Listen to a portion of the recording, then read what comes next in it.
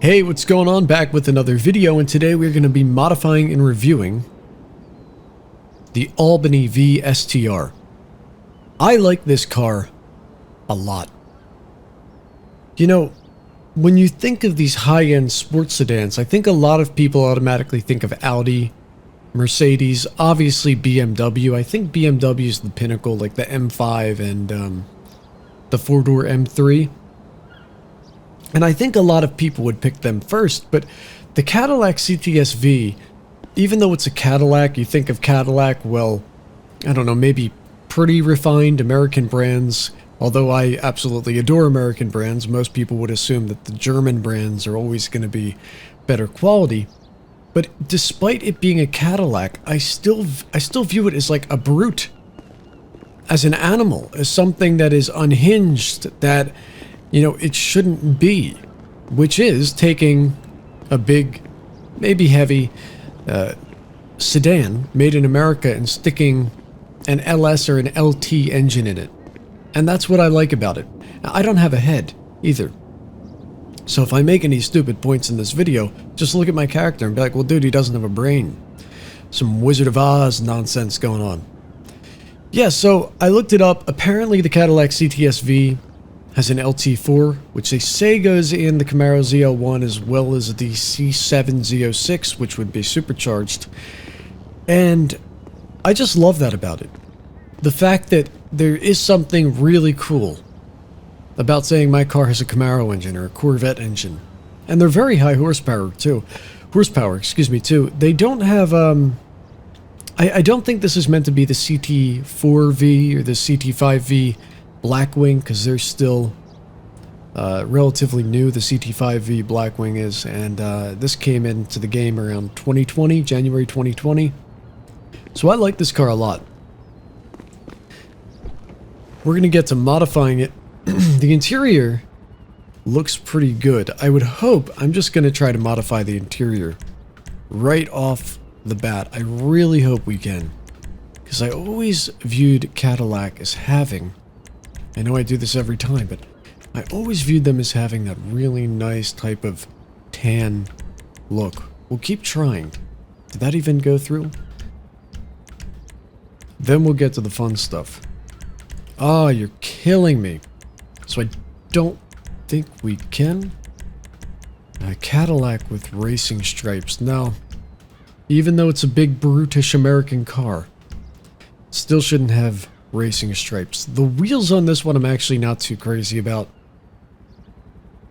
It's not because of the brand, but in the game particularly, they don't look that expensive, so we'll go with, I don't know, sport. Again, tired of the black on black on black. How about... that looks really good. That looks really good. Again, if you guys haven't caught on, I love all types of cars. I don't care where they're from, I don't care what the bias is, but my favorite will always be American. I think that they're the underdogs, and a lot of people don't realize that, yeah, we're not good at interiors, and we maybe use technology, and we only have a couple cars with flat plane cranks like the GT350 and the new Z06, but that's just what I like about American cars, is it's good to have variety. I can never understand why people want to eradicate variety in cars. Like, oh, American vehicles are primitive. It's like, yeah, but at least if you want a car with what you would render primitive technology, at least it's there. A big, nasty V8. The Australians get it. I'll tell you that. With the Holden Commodores and stuff, the Australians really... we're on the same page. Black exhaust tips. That's really unique. I've never seen that before. I'm gonna go with that. That looks really cool. Carbon vortex generator. No idea what that is. Debadged grill. No, I think it deserves the logo. It's meant to be a luxury brand. Yeah. It can get away with the vented hood. The scoop. Can we get a scoop? That's a little much. I like that. No, actually, you know what? I don't like that. I like that. Fenders, what do we have here? No, no. No hood bins. Carbon aftermarket mirrors. Now, those are too small. The nice big carbon mirrors look good. It still looks like a big, burly kind of a luxury car. I'll leave the roof alone. Of course, we need the engine upgrade. Or the transmission. How about the suspension? No, that's too low. Lowered suspension is just fine. Now the paint. I know you're thinking I was going to do black on black, but I'm not. There's a color that this car comes in that we're not going to be able to get spot on. But it's a very light blue. Let me see. Can we do it? So it is that. But I think I'm going to go...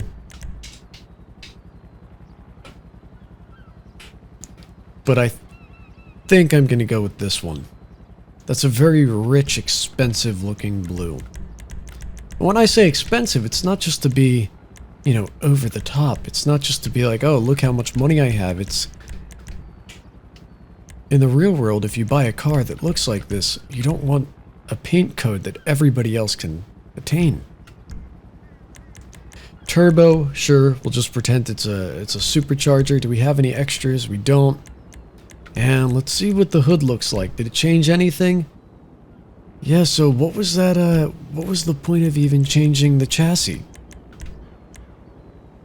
Did I miss something? Like, is it a vortex? Oh, it was back there.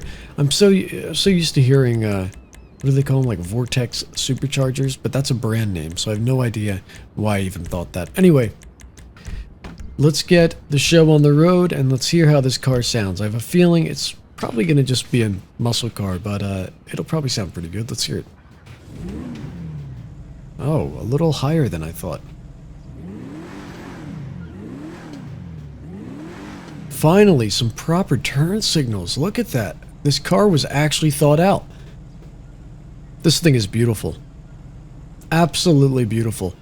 Oh, I turned it off. Now again, I get the desire for the German and European brands, but I would just have to pick this. It's comical because there's such a dichotomy. There's such a dichotomy in the way this car is designed. It's like, it's a luxury car, but it's so primitive as well. Speaking of primitive, how the hell do I get out of this lot? There we go. Sounds good. Okay.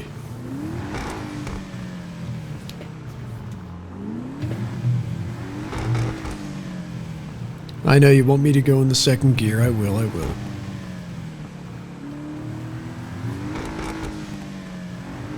Okay, so I'm actually going to take it from the top after I've modified it, because I wanted to start in a more eventful region, and that would be all of these nice, beautiful back roads here. I want to see how this thing can handle, prove that it's not just some caveman of a car, and I think it's actually going to be able to handle very well.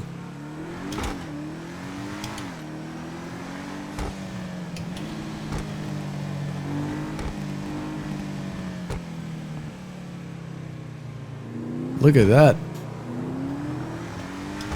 Man, that guy's going slow. Yeah, we definitely got to put this guy to the test. Can he handle well? And it seems like it. What's funny that I think a lot of people miss in Grand Theft Auto, because it's kind of a little detail that unless you were driving with a wheel maybe you wouldn't notice, is even when you buy some of the cheaper cars that they offer, you spawn some of the cheaper cars that they offer, and you upgrade all of the suspension options and things like that, the car has immense body roll. And when you modify the higher end cars like this, it really doesn't happen. It's kind of funny. It's like, huh, it still wants you to know you are not driving a supercar or a high-end car. no matter how many modifications you put on it. But this is an 8-speed, isn't it? Yeah, this thing handles well. What can we hit going downhill?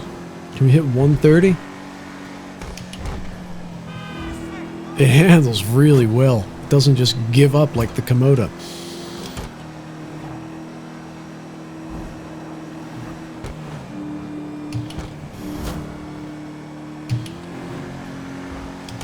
But what is that 8-speed going to do for me?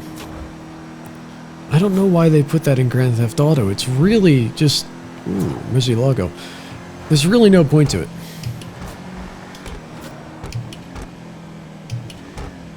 Don't you dare. We gotta see what we can hit on the straight. BP! What can we hit on the straight? It's looking pretty good so far. 125, nice. Now, what gear do I start losing any type of speed? This thing is quick. We had 128 there. Yeah, this thing is fast, 126. Is 128 just killing me? Sorry, 8th gear is what I mean. Okay. We almost hit 130, slightly going downhill.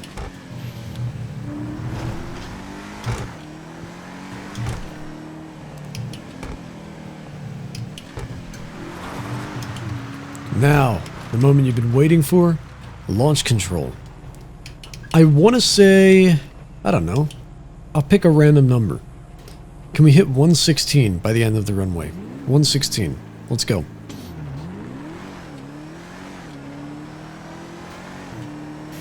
What an odd number to pick.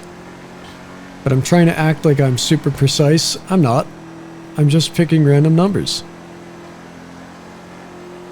Oh, 118. 118, okay. Well, now we gotta start back here. Let's do 120. I think we could hit 120 by the end of it. 0 to 60 is pretty damn fast. You're 100 if you're going by kilometers.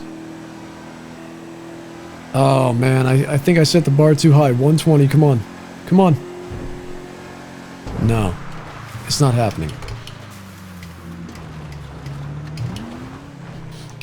Technically, I should be using a stick shift. I have it, but it would just be too loud, and it wouldn't matter to you. Yeah, it looks great driving down these desert roads. It looks great going down here. Okay, it's nighttime now. We're gonna go through a little casual drive through the city, maybe head down by the highway. It looks really great when you're in the city and you've overcast on at night. The shadows really work well. Don't tell me that they also use the light as a turn signal.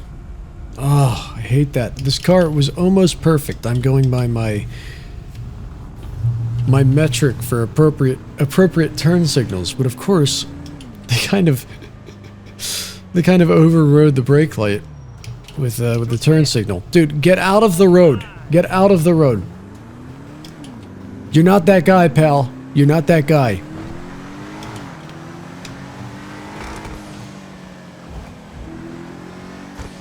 Yeah, again, even if they're faster, I'm taking this any day over the European counterpart, because this is such a dying breed. Such a unique, novelty-driven breed. Any sedan with an LT or LS engine, I'll take. But I think LS engines are kind of done. Isn't it just LT now?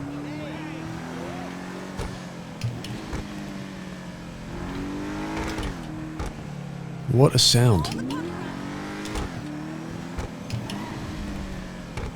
We'll head down this way. Oh, yeah, the handling is great. Thank God.